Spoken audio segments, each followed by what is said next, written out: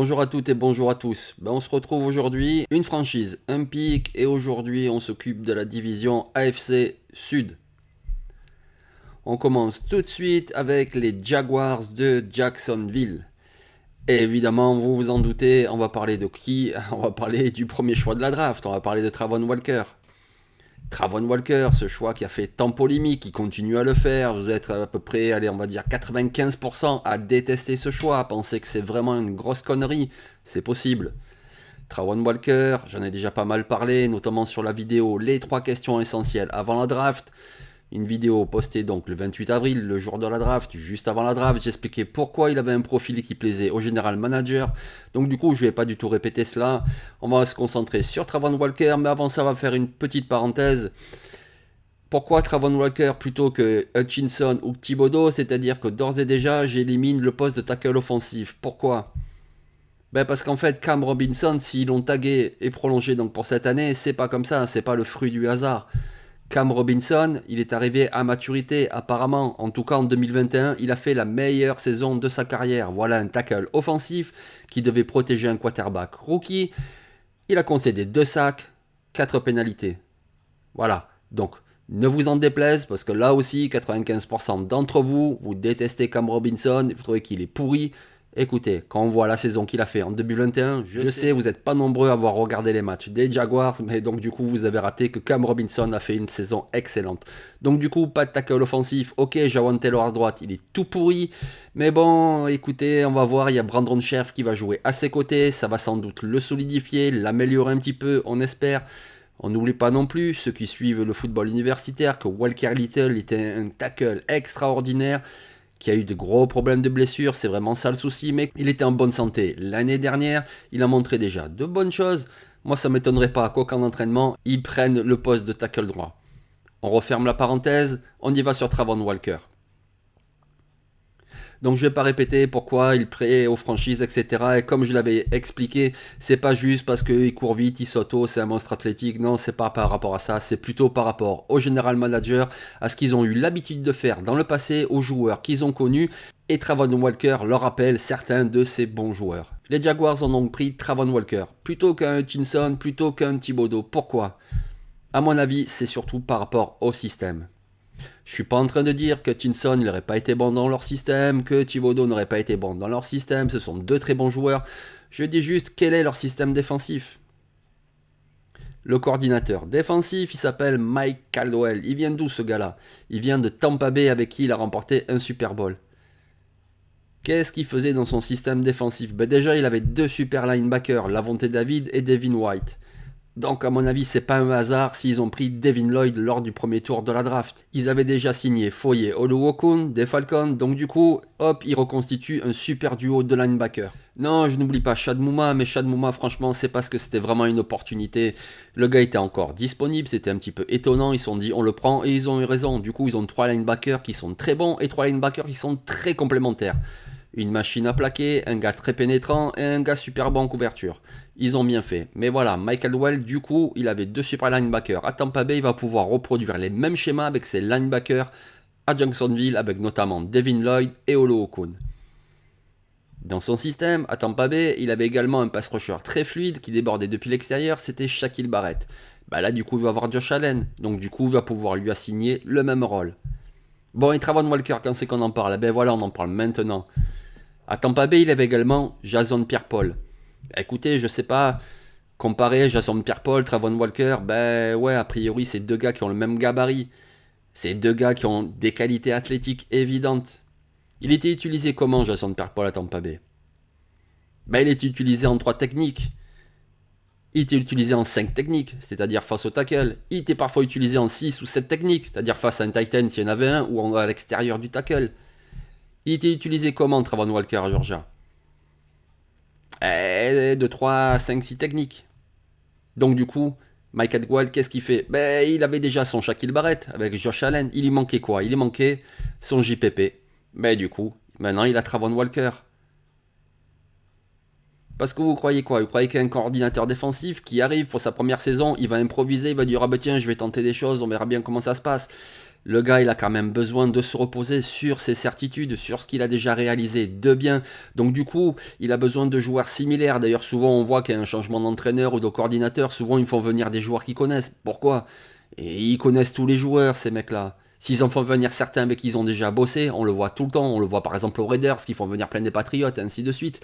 C'est parce qu'en fait, ils ont un système préférentiel. Et donc du coup, ils savent que ce joueur-là, dans leur système, ça fonctionne.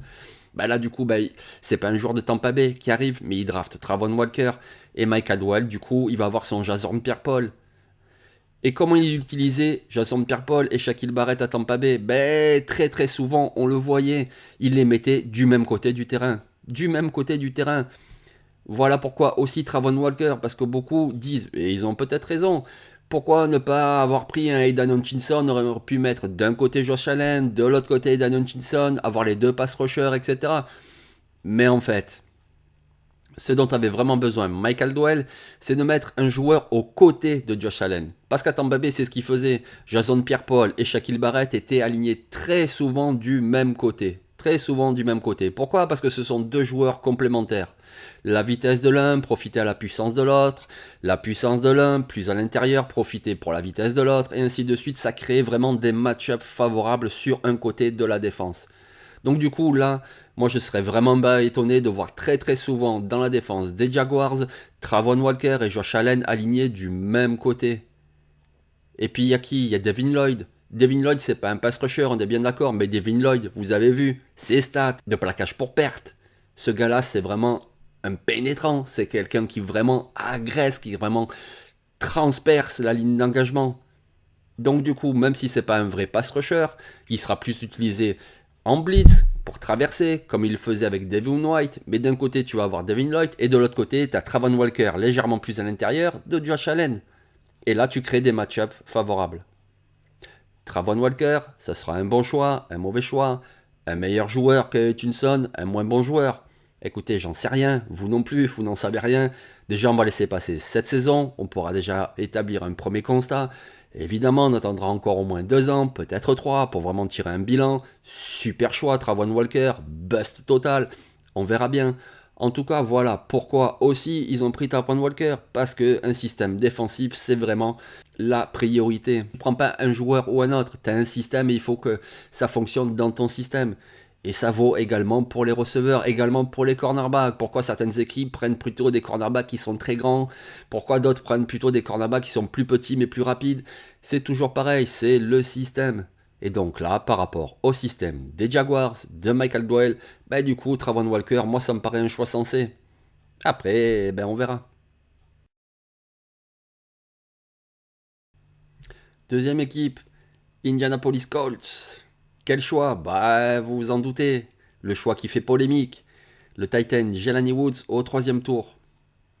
Si vous allez sur la chaîne YouTube des Colts, vous allez voir une vidéo, ils en ont toutes fait, toutes les équipes. Donc une vidéo avec un inside de leur draft room, de leur war room à la draft.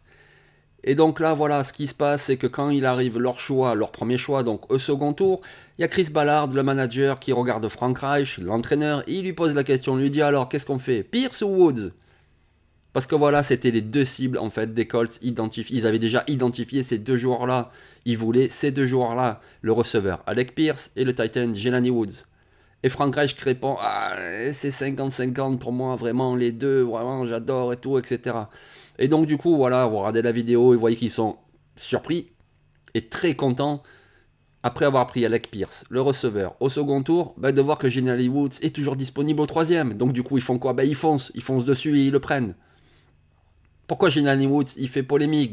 Parce que voilà, il a tout déchiré au combine, le gars hyper athlétique, et donc là voilà, c'est toujours pareil, c'est oh là là, c'est un athlète, c'est le combine, blablabla. Allez, on joue plus les matchs, on fait que de l'athlétisme et puis c'est bon, nanani.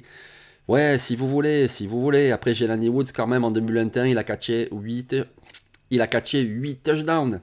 On parle d'un Titan, on parle pas d'un receveur, d'un Titan, 8 touchdowns avec Virginia. Ok, ouais. Le quarterback, Brennan Armstrong, c'est un bon joueur, c'est un bon quarterback, il sera sans doute drafté, je pense, l'année prochaine. A priori, un 4e tour, 5e, un gars au profil de backup, c'est un bon joueur, mais bon voilà, c'est Brennan Armstrong, il n'était pas avec CJ Stroud ou Bryce Young non plus. 8 touchdowns. Donc c'est pas juste un monstre athlétique, c'est quand même un gars qui sur le terrain a montré sa qualité. C'est un gars qui est très très grand. Au départ, il est recruté par Oklahoma State comme quarterback, et puis il redshirt la première année, et puis dès la saison redshirt, ils le font passer plutôt en tight end. Bon, après, au final, il a transféré à Virginia, et donc du coup, voilà, il fait une saison de 2021 fantastique, fantastique. Vous voulez quoi de plus? 8 touchdowns. Oui, il est grand, il est costaud, il bloque très bien, notamment pour le jeu de course. On est où là? On est chez les Colts, non? Jonathan Taylor, etc. Ça court beaucoup les Colts. Ben voilà, t'as un tight end qui bloque très bien. Et en plus, voilà, il a montré toute sa compétence en réception. Et en plus de ça, c'est un monstre athlétique. Leur nouveau quarterback, c'est Matt Ryan. Il va pouvoir s'appuyer là-dessus. Il va avoir deux receveurs déjà avec de la taille, Michael Pittman et Alec Pierce. Et en plus, il a un tight end qui est immense, qui va très vite, qui est très agile. Ben écoutez, peut-être ça vous plaît pas, Jelani Woods au troisième tour, vous avez le droit. Moi en tout cas, je trouve que c'est un très bon choix. Après, évidemment, on verra. Et quand je dis on verra, c'est pas on verra qui a raison. Qu'est-ce que j'en ai à faire d'avoir raison ou d'avoir tort? Je vous explique pourquoi je pense que c'est plutôt un bon choix. Vous avez sans doute des arguments pour dire que c'est pas un bon choix. Bon, la plupart de ce que j'ai entendu, c'est juste c'est un monstre athlétique. Vous avez peut-être d'autres arguments, je sais pas, c'est possible. Dites-le, profitez des commentaires, que ce soit sur YouTube ou sur Twitter. Dites-le. Moi, il n'y a pas de revanche, il n'y a pas de ah, je vous l'avais dit, je vous l'avais pas dit, je suis pas devin, je suis pas un scout, je donne juste mon avis. Moi, je pense que Jelani Woods aux Colts, en plus aux Colts, je trouve que c'est un bon choix.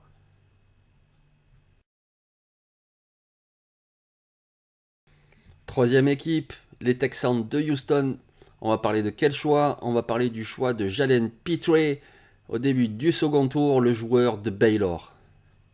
J'ai beaucoup parlé du système défensif pour le choix de Travon Walker, également du système offensif des Colts qui court beaucoup pour Jelani Woods, le tight end.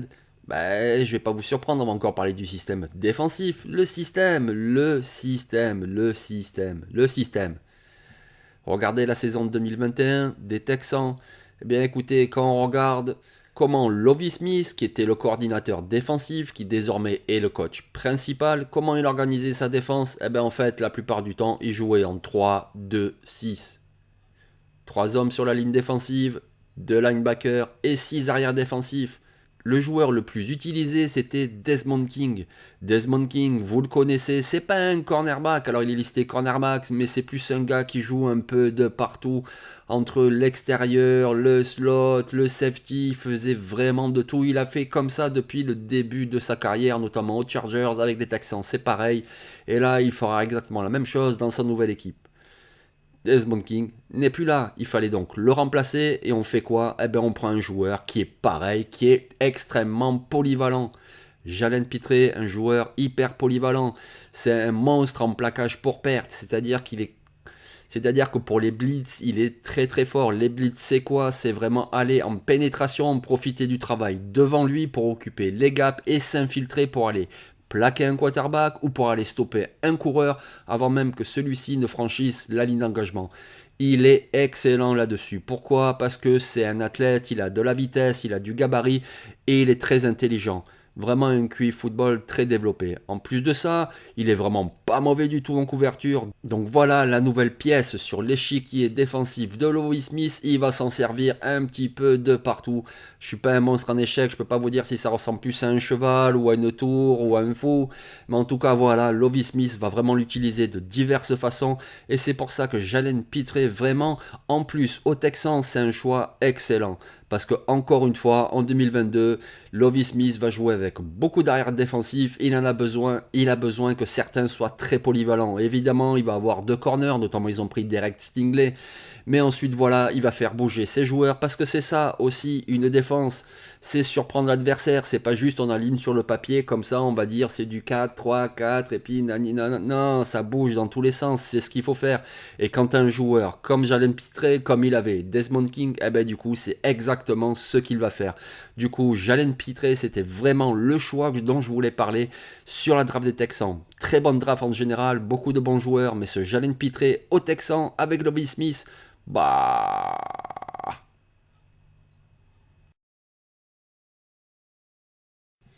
On termine donc avec les Titans du Tennessee et le choix dont on va parler maintenant, c'est le choix 163, donc assez loin dans la draft. c'est le receveur Kyle Phillips. Pourquoi c'est un choix très intéressant? Parce que Kyle Phillips, c'est un joueur très dynamique. Alors, il a joué dans le slot à UCLA, il jouera dans le slot à NFL. De toute façon, c'est le gabarit qu'il a. Mais vous savez, jouer dans le slot, c'est pas juste t'es grand à l'extérieur, t'es petit, tu vas dans le slot. Il faut aussi être capable de jouer dans le slot. C'est pas quelque chose à dénigrer, c'est comme pour les cornerbacks. Si tu le mets dans le slot, c'est pas parce qu'il est mauvais, le gars, c'est parce que déjà, il faut être capable de le faire. De la même façon que parfois on dit ce tackle offensif, ouais, il est moyen, on va le mettre à l'intérieur. Et il faut être capable de le faire, d'être guard. Le jeu, il arrive beaucoup plus vite que si tu es tackle. Bref, il jouera dans le slot et c'est un choix très intelligent. Déjà par rapport à leurs besoins. Pourquoi? Parce qu'ils ont déjà les deux receveurs extérieurs. Ils ont pris Treylon Burks au premier tour. Ils ont fait venir Robert Woods à la Free Agency. Ils avaient donc besoin de quoi? Ben, d'un joueur dans le slot. Et donc je le disais, il faut être capable de le faire dans le slot. Et ben, Kyle Phillips, il l'a montré à l'université. Il a été productif, notamment sa dernière année avec 10 touchdowns. C'est un joueur qui court de très bons tracés à l'intérieur, qui sait créer de la séparation parce qu'il est très vif. Voilà. Bien sûr, allez, on va reparler du combine. Ok, l'athlétisme, qu'est-ce que c'est ces histoires? Mais écoutez, le combine, il y a aussi les ateliers quand même, ça correspond un petit peu. Ils font pas comme ça en l'air en disant tiens, on va voir si le gars il court vite. Par exemple, on va prendre deux exercices. Le shuttle ou le 3 cônes, c'est-à-dire des exercices où il faut sprinter de façon latérale, revenir, repartir, changer d'appui, changer de direction. Eh ben, Kyle Phillips, il a été excellent à son Pro Day, notamment sur le short shuttle. Je veux dire, il l'a pas fait au combine, il l'a fait à son Pro Day. S'il avait fait au combine, il aurait été le quatrième temps parmi tous les joueurs du combine. Je sais plus combien ils étaient 250, je crois, quelque chose comme ça. Il aurait eu le quatrième temps au short shuttle. Ben voilà, c'est un joueur très vif pour les changements de direction, changement d'appui, de direction, tac, tac, hop, il a feinté. Le défenseur, il capte le ballon, il part. Alors il capte le ballon, oui, il faut quand même qu'il fasse attention à pas trop le relâcher. 6 drops en 2021, c'est quand même beaucoup, il en a fait régulièrement dans sa carrière. Pourquoi il fait des drops? Ben écoutez, il a des mains à peine un petit peu plus grandes que celles de Kenny Pickett, celui-là qui a les mains de bébé. Donc c'est peut-être par rapport à ses mains. Non, c'est surtout à mon avis par rapport des soucis de concentration, des soucis de voilà, le gars est tellement vif que le ballon est à peine arrivé, pas encore tout à fait, que déjà il est dans son tracé pour repartir, pour changer de direction. Et du coup, ben saute de concentration et il drop le ballon. Donc voilà, il aura ça à corriger. Mais sinon, c'est vraiment un joueur excellent dans le slot et c'est vraiment ce dont ils avaient besoin. Donc c'est pour ça que je trouve que c'est un choix très très intéressant, surtout au pick 163. Qu'est-ce que tu risques au pick 163? Donc pour les Titans, Kyle Phillips, le receveur, vraiment un choix très intelligent.